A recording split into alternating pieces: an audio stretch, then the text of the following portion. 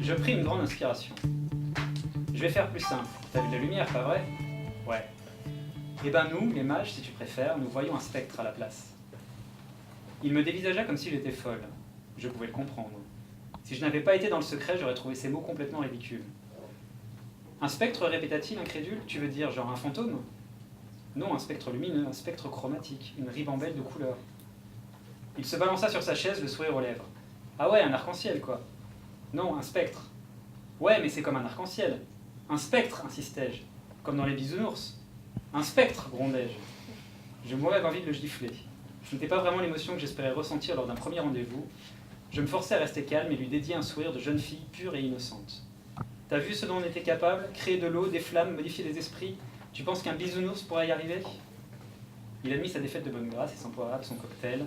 D'accord, d'accord, vous voyez un spectre quand vous fermez les yeux, super. Ah oui, c'est bien. En fait, j'ai commencé super jeune. J'ai commencé en fait quand j'avais 7 ans, je voulais déjà écrire. Alors c'était à l'époque, c'était sur les vieilles, alors vous savez même pas, je pense que ça existait, mais en fait c'est une espèce de vieille machine à écrire, où en fait quand on se plantait sur une lettre, il fallait revenir en arrière et retaper la lettre en mettant du blanc, pour que ça mette du blanc sur la lettre en fait. Donc c'était du gros level.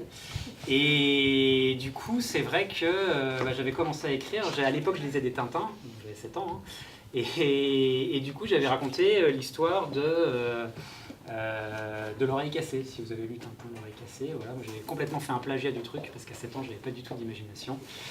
Et le vrai problème que j'ai eu, c'est que c'était trop court, parce qu'à 7 ans, on ne sait pas trop écrire non plus. Donc ça faisait une demi-page, mon histoire, c'était un peu court. Et j'avais trouvé une idée géniale, alors retenez ça pour vos dissertes et tout. Pour que ça soit plus long, en fait, j'avais trouvé des noms de personnages qui faisaient une ligne. Et du coup, je les rajoutais, je le mettais le plus souvent possible, et ça m'a fait gagner au moins une quinzaine de lignes, et j'étais super fier de mon idée. Quels sont vos sentiments dans la façon dont vous écrivez? J'essaye vraiment de différencier à la fois ce que je ressens, les sentiments de manière générale et la manière d'écrire.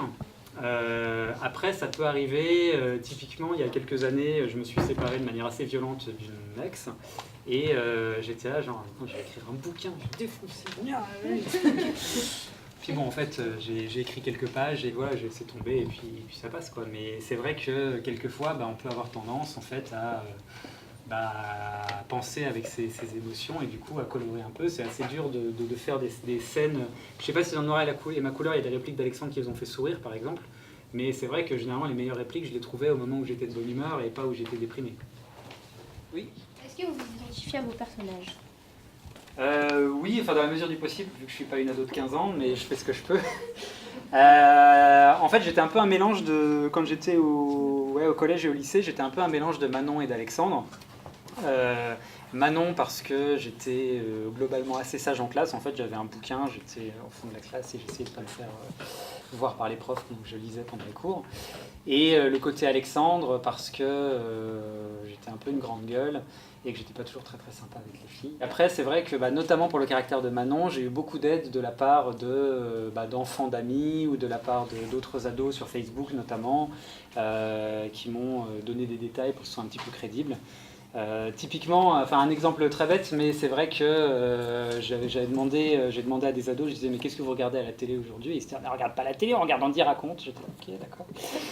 Donc voilà, c'est vrai que du coup ça me permet de mettre des trucs un peu plus crédibles et un peu plus sympas, en tout cas qui vous parlent plus, j'espère, dans les bouquins.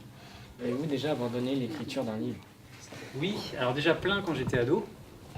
Parce qu'en fait, le plus dur, je retenais pour ceux ou celles qui veulent devenir écrivains, le plus difficile, c'est pas de commencer un bouquin, c'est de le terminer. C'est-à-dire que l'idée, on a tous des idées qui sont plus ou moins bonnes, mais on a tous à un moment une idée de bouquin. Simplement, on va commencer à écrire le livre, et puis ensuite, soit on n'a plus envie, soit on a une idée qu'on trouve meilleure et qu'on va développer, et on recommence, on refait un début de bouquin. Moi, il y a une époque, quand j'étais en seconde, j'ai fait 8 débuts de bouquins, parce qu'à chaque fois, j'avais « Ah bah non, en fait, il va se passer ça. Ah bah non, en fait, je préfère une histoire comme ça, etc. etc. » Donc en fait, prenez une idée, il faut s'y tenir. Et j'ai complètement oublié la question que tu m'as posée.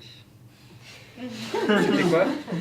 Avez-vous déjà abandonné les... Voilà. Et du coup, il y en a plein que... Il y en a plein que j'ai abandonné en plein milieu, en fait. Et maintenant, je le fais plus parce que maintenant, c'est mon métier. Donc du coup, quand je me lance dans un bouquin, je sais déjà où je vais, j'ai déjà tout balisé et je sais globalement ce que ça va donner. Donc je l'abandonne pas.